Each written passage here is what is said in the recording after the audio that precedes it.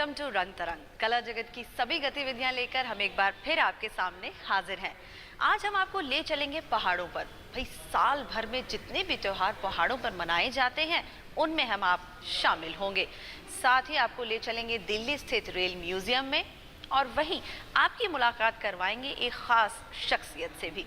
तो फिर बिना टाइम वेस्ट किए आइए शुरुआत करते हैं रंग तरंग का ये सफर। हमारा भारत अनेक प्रांतों, धर्मों, संस्कृतियों तथा भाषाओं का संगठक रहा है। सभी प्रांतों की अपनी अपनी रीतियां हैं, रिवाज हैं, गीत हैं, नृत्य हैं। हर एक की अपनी अलग पहचान है।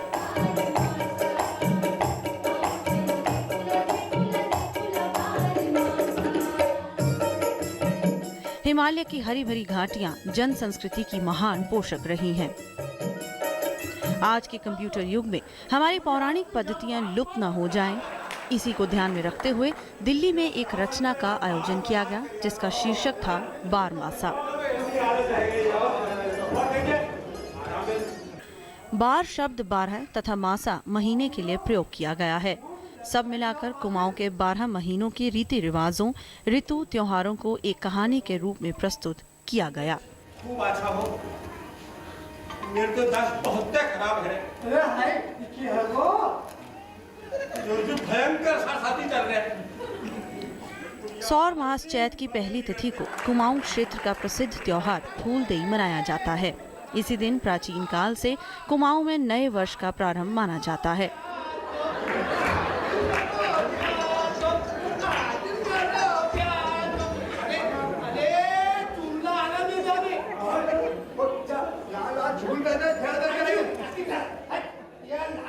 बच्चे रात से ही अपनी टोकरियों को फूलों से सजा लेते हैं और भर लेते हैं। दूसरे दिन संक्रांति को सवेरे ही इन फूलों से घर की देहरी पूजी जाती है और पास पड़ोसियों के घरों की भी देहरी पूजी जाती है। बदले में उन्हें गुड़, चावल व पैसा दिया जाता है।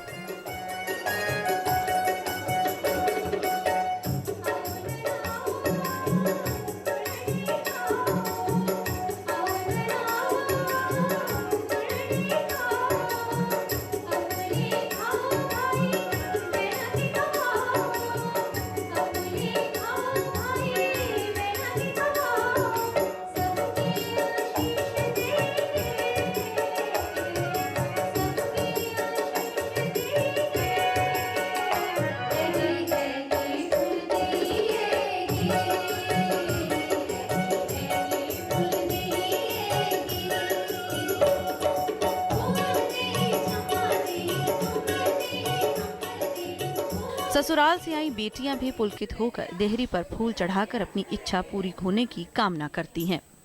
चैत मास में जो बेटियां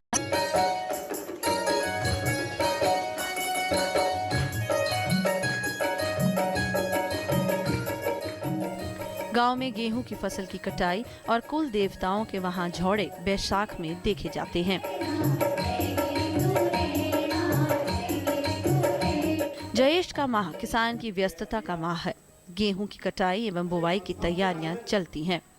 इसी तरह से आषाढ़ माह, श्रावण का महीना, भाद्रपद माह, अश्विन का माह, पौष माह, माघ में त्रिमाघी, फाल्गुन माह जैसे परंपरागत त्योहारों को याद करने और जरूरी है कि युवा पीढ़ी तक ये पहुंचे। नाटक के निर्देशक जीडी भट्ट का ये मानना है कि ये सबसे बड़ा और अहम मकसद है।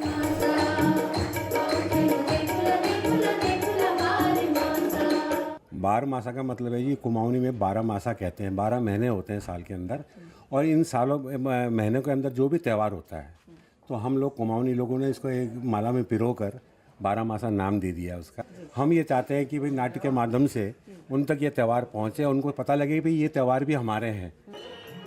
तो अगर आप पहाड़ों तक नहीं जा सकते तो पर्वतीय लोक कला मंच आपके लिए हर साल बारमासा लेकर आता है।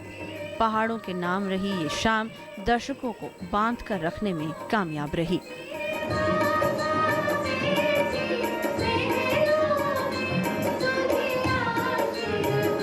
ज्योतिका ग्रोवर, डीडी न्यूज, रंग तरंग।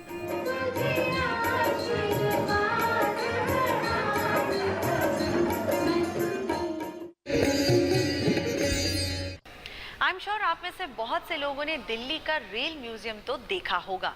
लेकिन अब आपको यहाँ पर दोबारा आना पड़ेगा। भाई पूरे के पूरे रेल म्यूजियम का कायाकल्प कर दिया गया है और माना जा रहा है कि अब ये दुनिया का सबसे खूबसूरत म्यूजियम बन गया है। नहीं मान रहे? आप खुद ही देख लीजिए। भारतीय रेल की पहल रंगलाई है और एक जमाने बाद दिल्ली का राष्ट्रीय रेल म्यूजियम अब एक नए फ्लेवर में नजर आएगा। रेल म्यूजियम के आधुनिक स्वरूप को देश को समर्पित किया रेल मंत्री सुरेश प्रभाकर प्रभु और रेल राज्य मंत्री मनोज सिन्हा ने। नए रेल म्यूजियम में एक इंडोर गैलरी में पर्यटक रेलवे से जुड़ी दुर्लभ उपकरणों का दीदार कर सकेंगे।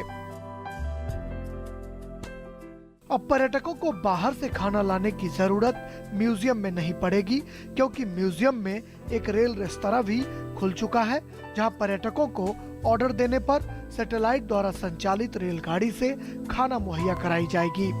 ये रेस्तरां हमने एक थीम बेस बनाया है। इसमें खूबी है कि खाना जो है ट्रेन से चल के आएगा। जो ट्रेन सैटेलाइट से मॉनिटर हो रही हैं, कंट्रोल हो रही हैं और उससे आपकी टेबल पर खाना आएगा जब आप ऑर्डर कर देंगे और खुद ब खुद आके ट्रेन रुकेगी। इसके अलावा संग्रहालय का मुख्य आकर्षण होगा नया रेल गार्डन, जिसमें पर्यटकों को दिल्ली, लखनऊ, गुना, मुंबई और कई महत्वपूर्ण स्टेशनों की झलक देखने को मिलेगी। साथ ही रेलगाड़ियों की मनोरम झांकियां अतीत के सागर में गोते लगाने को विवश करेंगे। राष्ट्रीय रेल संग्रहालय को 1 फरवरी 1977 को राष्ट्र को समर्पित किया गया था। तब उसे रेल ट्रांसपोर्ट म्यूजियम कहा जाता था। 11 एकड़ भूभाग में फैले म्यूजियम में लगभग 100 रेल भाप इंजन, डीजल और इलेक्ट्रिक रेल इंजन विभिन्न रूपों में प्रदर्शित किए गए हैं। साथ ही अद्भुत रॉयल सैलून, क्रेन और पुरानी बोगियों को भी बखूबी देखा जा सकता है। आधुनिकता और अपने लंबे अतीत को एक साथ समेटने की वजह से रेल संग्रहालय अब दुनिया का सबसे खूबसूरत म्यूजियम बन गया है। भारतीय रेल पर्वत, पठार, नदी नालों के बीच से या यूं कहें कि भौगोलिक विषमताओं के बावजूद दुर्गम रास्तों से कैसे मुसाफिरों को अपने गंतव्य स्थान तक, एक स्थान से दूसरे स्थान तक पहुंचाता है, इसकी खूबसूरत बानगी आप रेल म्यूजियम दिल्ली में देख सकते हैं, जहां पर उसको रिनोवेट किया गया है, खूबसूरती के साथ सजाया गया है, ताकि जो पर्यटक, जो मुसाफिर रेल से यात्रा करते हैं, वो आने वाली पीढ़ी को, अपनी दूसरी नस्लों को इसका दीदार करा सकें।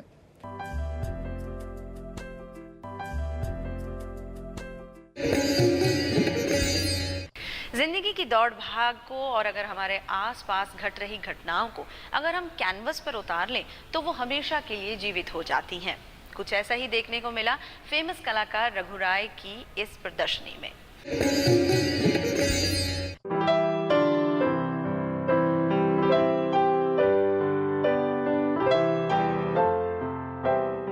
बहुत कम कलाकार होते हैं जो जिंदगी की हकीकत को कैनवस पर बेहद खूबसूरती से उतारें, लेकिन ये जादू कर दिखाते हैं रघु राय।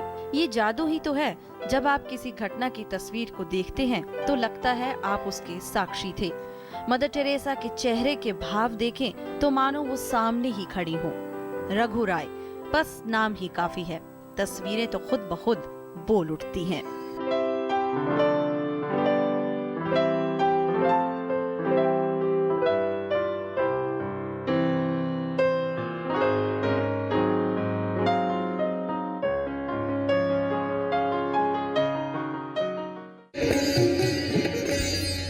हर साल की तरह इस साल भी दिल्ली में शुरू हो चुका है तानसेन संगीत नृत्य महोत्सव। इस महोत्सव में शास्त्रीय संगीत और नृत्य से जुड़े दिग्गज हिस्सा लेते हैं और अपने फन का मुजाहिरा करते हैं।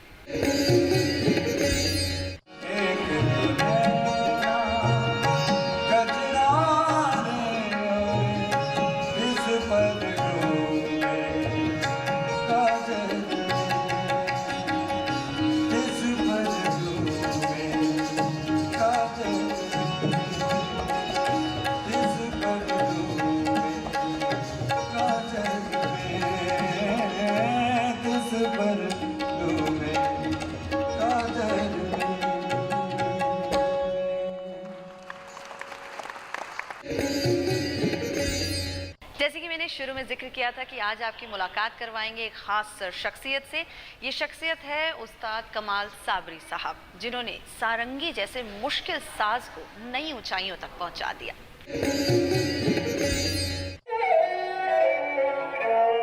बचपन में नन्ही नन्ही उंगलियां जब सारंगी पर पड़ी तो इस नन्हे बच्चे ने बुजुर्गों को हैरान कर डाला। ये नन्ही उंगलियां थी उस्ताद कमाल साबरी की, जिन्होंने खेल कूद की उम्र में अपनी पहली स्टेज परफॉर्मेंस दे डाली। मशहूर सारंगी वादक उस्ताद साबरी खान के बेटे कमाल खान ने अपने घराने की परंपरा को बिना बदले सारंगी को नए रूप में पेश किया।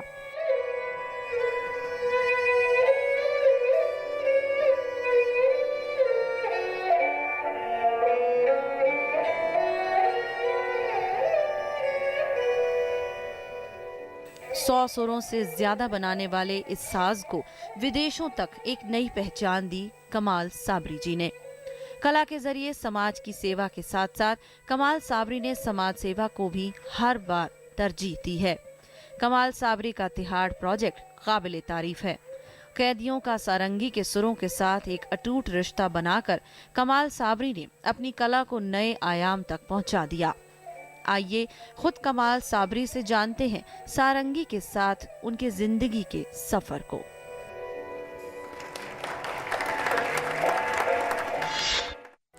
सारंगी बड़ा ही सुरीला साज है, लेकिन बजाना उतना ही मुश्किल है। कहते हैं अगर हम बोल नहीं सकते और सारंगी बजा दें तो आपकी बात दूसरे आदमी तक पहुंच जाती है।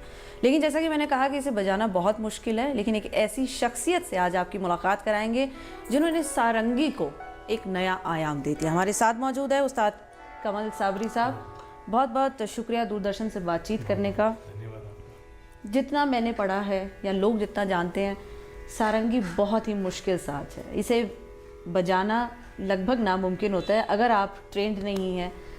इसकी तालीम प्रॉपर लेनी पड़ती है और अच्छे उस्ताद, अच्छे गुरु से सीखना पड़ता है, जो अच्छे सारंगी के गुरु हैं। इस चीज़ में मैं बड़ा I been very lucky that I had the best teacher of sarangi, उस्ताद my teacher the great sarangi legend Aftab Sarangi उस्ताद साबरी खान साहब से मैंने सारंगी की शिक्षा ली और वही मेरे पिताजी थे और उन्होंने ही आगे, और मैं अपने घराने की 7वीं जनरेशन हूँ। मुश्किल इसलिए है क्योंकि ये आप सिर्फ खेलने के लिए या अपने एंटरटेनमेंट के लिए नहीं बजा सकते। इसको आपको प्रॉपरली जब तक सीखेंगे नहीं, इसमें से सही सुर ही नहीं निकल सकता। बाकी और दूसरे साज हारमोनियम पे आप बजा सकते हैं सा या, लेकिन सारंगी को बजाने के लिए पहले आपको प्रॉपर ट्रेनिंग लेनी पड़ेगी। और कहते हैं कि ये बिल्कुल right next to the heart रखा जाता है, तो इससे जो आवाज़ निकलती है दिल की आवाज़, वो दिल की आवाज़ होती है। तो इसमें 3 मेन गट स्ट्रिंग्स होते हैं और ये सिंपैथेटिक स्ट्रिंग्स होते हैं, और जब आप सारंगी को तार पे फेरते हैं तो इसमें से आवाज़ निकलती है। और ख़ास बात यह है कि ये नाखून के ऊपरी हिस्से से बजाया जाता है यहाँ से। बिल्कुल, मैं देख रही थी ये काफ़ी मुश्किल है। हाँ, इसे बजाना ये इस मेरे ख्याल है एक वाहिद एक यूनिक ऐसा इंस्ट्रूमेंट है जो नाखून के ऊपरी हिस्से से जब आप नेक्स्ट टू द स्ट्रिंग अपनी फिंगर नेल्स रखते हैं तो इसमें से सुर निकालते हैं आप।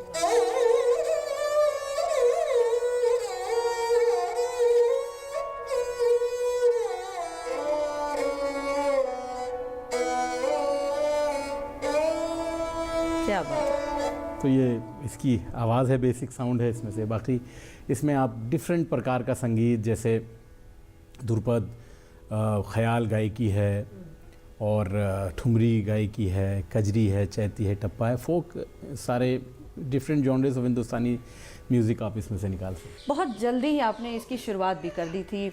अगर मैं गलत नहीं तो शायद 4 से 5 साल की उम्र में आपने पहला परफॉर्मेंस दे दिया था। उसके बारे में कुछ बताइए, किस तरह से? दूरदर्शन पे ही मेरा पहला परफॉर्मेंस था। वो उस वक्त मेरी 6 साल की या 7 साल की उम्र थी। वो एक बच्चों का चाइल्ड प्रोडिजी करके एक प्रोग्राम, उस वक्त एक प्रोड्यूसर साहब हुआ करते थे, उन्होंने वो किया था। तो उसमें मैं विजयी रहा और उसके बाद से कि मैंने इस पे और मेहनत करनी शुरू की, सिलसिला जारी हो गया, वहाँ से सफ़र शुरू हो गया। बिल्कुल, परंपरा को संजो के रखना, उसको आगे बढ़ाना, लेकिन साथ में उसमें नयापन लाना, ये आपकी खासियत रही है सारंगी के साथ। ये बहुत ज़रूरी रहा, क्योंकि अगरचे हम वक्त के साथ चलना भी ज़रूरी है और अपनी जो घराने की है उसकी गरिमा को मेंटेन रखना भी ज़रूरी है। तो ऐसा काम, ऐसा आयाम या ऐसे एक्सपेरिमेंट्स हों जिसमें कि आपकी जो एक घराने की तहजीब है वो ख़राब ना हो। तो हमने हमेशा यही कोशिश की कि उन लिमिटेशंस में, उन हद में रहते हुए ऐसा काम करें कि जिसमें नयापन भी रहे और आपने अपने घराने की खूबी भी दिखा सकें और आपका जो एक रिस्पेक्ट है आपके घराने की वजह से वो भी कायम रहे। तो इसी तरह हर किस्म के संगीत के साथ मैंने कोशिश की है सारंगी को एक्सपेरिमेंट करने के लिए और अभी तक ऊपर वाले की मेहरबानी है, सब मेरे एक्सपेरिमेंट्स बहुत कामयाब रहे और लोगों की बड़ी प्रशंसा और बड़ी उनका प्यार, उनकी जो दुआएं हैं वो मुझे हमेशा मिली। दर्शकों को बड़ी चाह होती है कि जब आप किसी कलाकार के साथ बैठे हो तो कला की बातें तो करें लेकिन एक नमूना ज़रूर होना चाहिए, तो क्यों नहीं तो एक हम बंदिशी बजाते हैं आपको।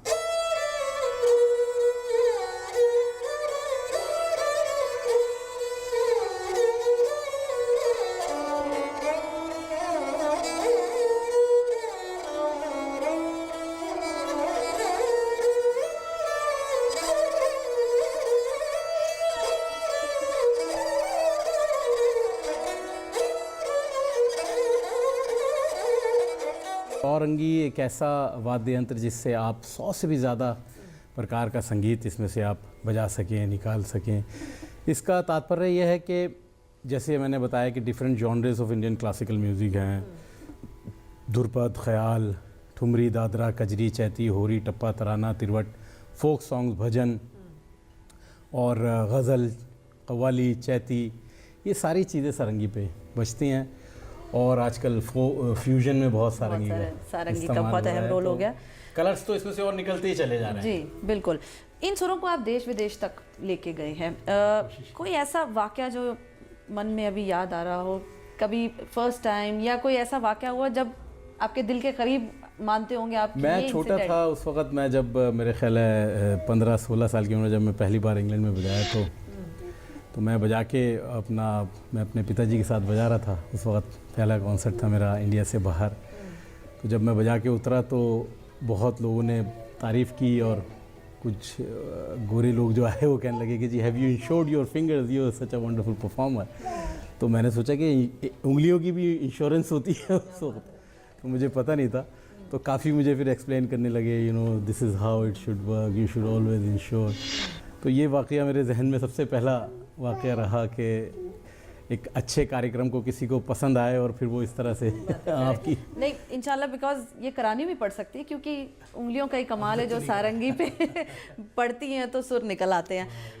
चेंज जो सारंगी में लाए आप? मैंने ये एक तार है जो गट स्ट्रिंग्स हुआ करता था, इसको मैंने चेंज किया और चैलो का स्ट्रिंग्स इसमें मैंने लगाया, गिटार या चैलो का।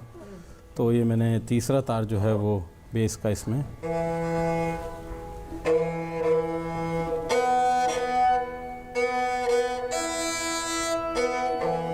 तो ये 3 तार होते हैं जो सारंगी पे जिस पे आप बजाते हैं। अगर आप अपने वालिद साहब को याद करना चाहें, कैसा रहा सफ़र? किस तरह से तालीम से हटकर किस तरह घर में माहौल हुआ करता था कि आप खुद ब खुद सारंगी की ओर खींचे चले आए? मेरे वालिद साहब एक बहुत ही complete musician, a complete human being, a great human being. उनके अंदर कोई मैंने ऐसी चीज़ अपनी लाइफ में नहीं देखी जो एक अच्छे इंसान में मिस आउट हो। न सिर्फ एज ए म्यूज़िशियन बल्कि एक इंसान जो थे वो बहुत ही ग्रेट, और उनकी पर्सनैलिटी एक ऐसी पर्सनैलिटी थी कि जो भी उनके पास आया वो उसने कुछ ना कुछ फैज़ लिया, ना कि उनसे कोई तकलीफ़ या कुछ परेशानी की बात हुई। तो कुछ ना कुछ उनको उनसे बहुत बेनिफिट ही हुआ। तो उन्होंने शुरू से ही मुझे एक ऐसी सारंगी की शिक्षा देनी शुरू की जो बहुत कम लोगों को वो शिक्षा मिलती है कि बहुत जल्दी से सारंगी पे कैसे आप तैयार बजाने लगते हैं, या अच्छा और सुर में और वो बंदिश को अच्छी तरह उसका उतारना, सारंगी पे राग को समझना, लय ताल को समझना, उसके बाद अपनी जहन से उसमें रास्ते पैदा करना, उसमें वेरिएशन दिखाना। तो ये मैं समझता हूँ कि एक ऐसे उस्ताद रहे सारंगी के जिन्होंने अपने दौर में सबसे ज़्यादा सारंगी प्लेयर्स तैयार किए दुनिया में, और आज सबसे ज़्यादा सारंगी उन्हीं की बज रही है। आज के टाइम जहाँ हम डिजिटल इंडिया की ओर बढ़ रहे हैं, इनको फिर इस्तेमाल किया जा रहा है, इनको अपने साथ लेकर लोग चलना चाहते हैं? क्योंकि ये एक ऐसे वाद्य यंत्र हैं सारंगी जो हमेशा से रहा है भारत में हमारे, और भारत का इसकी मिट्टी से इसका साउंड जो है, उसका ताल्लुक़ उसकी मिट्टी से, आप जैसे सुनते हैं तो एक अलग ही आपको जहन में इमेजिनेशंस आती हैं जो कि बहुत एब्स्ट्रैक्ट होती हैं। जब कोई इंडियन आदमी के अलावा कोई यूरोपियन आदमी इसको सुनता है तो उसके जहन में एक बहुत ही सुर की समझ और जहन में एक ऐसी खूबसूरत इमेज बनती है जो उसने कभी पहले इमेजिन नहीं की होती। तो वो जब उसको एक्सप्रेस करता है तो हमें बड़ा अच्छा लगता है कि एक बड़ी पॉजिटिव इमेज, बड़ी खूबसूरत इमेज ऐसी कि जिससे कि सुनने वालों को मज़ा आ रहा है और जो बजा रहा है उसको भी अच्छा लगता है कि मैं कुछ ऐसा काम कर रहा हूँ कि जिससे लोगों को कुछ कंट्रीब्यूट कर सकूँ उनकी ज़िंदगी में। बल्कि सारंगी एक ऐसा वाद्य यंत्र है जो जब पंडित जवाहरलाल नेहरू जी बीमार हुए तो उनको भी बोला गया कि आप सारंगी जैसे वाद्य यंत्र को सुने। तो उस्ताद बुंदू खां साहब थे उस ज़माने में, मेरे पिताजी, वो उनको सारंगी सुनाने जाया करते थे। तो ये जो कहते हैं कि सारंगी म्यूज़िक थेरेपी का भी बड़ा इसमें सारंगी एक ऐसा वाद्य यंत्र है बहुत इम्पॉर्टेंट जो म्यूज़िक थेरेपी में भी काम करता है काफ़ी। जी बिल्कुल। आपने कहा कंट्रीब्यूशन, एक कलाकार की समाज में कंट्रीब्यूशन सबसे बड़ी होती है कि वो अपने कला का मुजाहरा कर रहा है और निरंतर एक तरह से बहुत सख्त तपस्या होती है जो की जाती है। लेकिन आपने समाज में सेवा भी की है, आपका तिहाड़ प्रोजेक्ट सब जानते हैं जी, शुक्र है खुदा का। कैसे क्या मन में आया, कैसे शुरुआत? ये मन में क्या, मतलब मुझे ही बोला गया कि क्या ये आप कर सकते हैं, तो मैं तो डर गया था शुरू में कि ये किस तरह से होगा, और मुझे तो पता भी नहीं था कि ये इतना बड़ी चीज़ बन जाएगी। मैं तो सीधा गया और मैंने बस ऊपर वाले का नाम लिया और अंदर घुस गया, और फिर जब दरवाज़ा बाहर से बंद हुआ तो मैं बड़ा डर गया। फिर मैंने फ़ौरन ही अपना आई कार्ड चेक किया कि मुझे बाहर भी जाना है।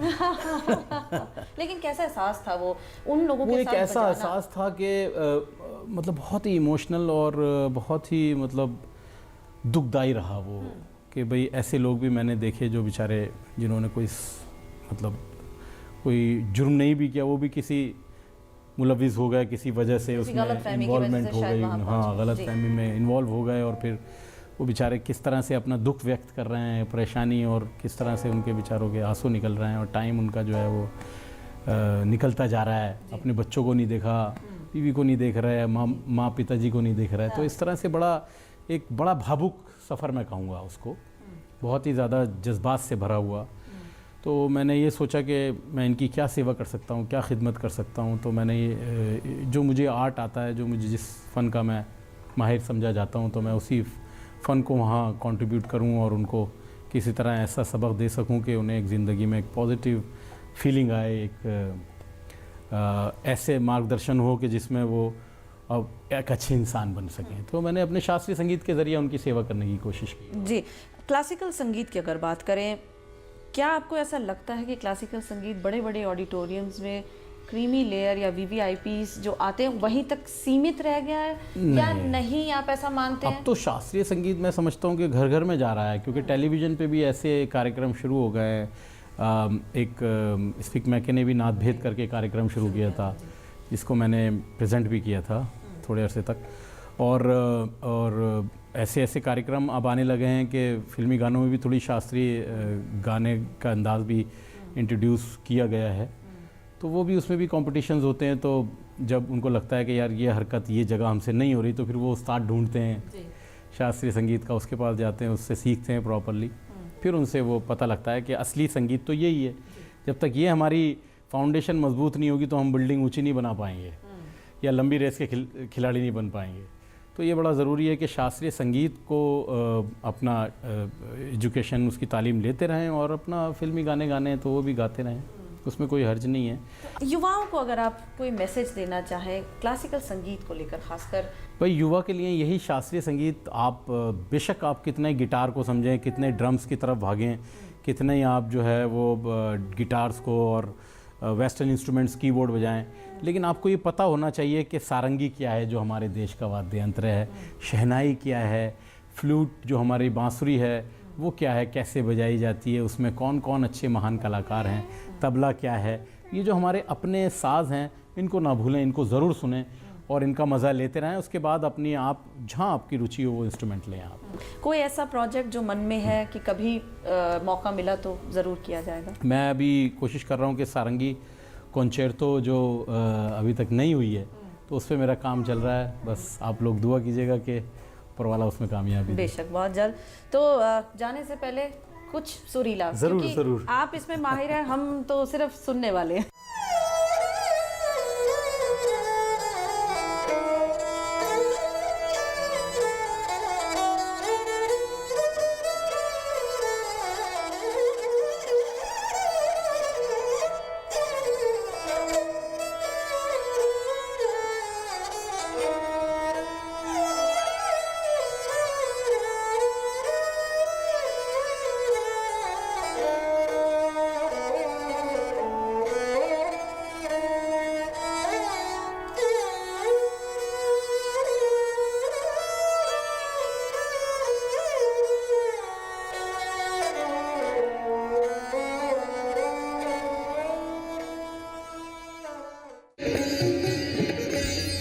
रंग तरंग के इस एपिसोड में फिलहाल इतना ही। अगले हफ्ते फिर मुलाकात होगी कला जगत के कुछ नए रंगों के साथ।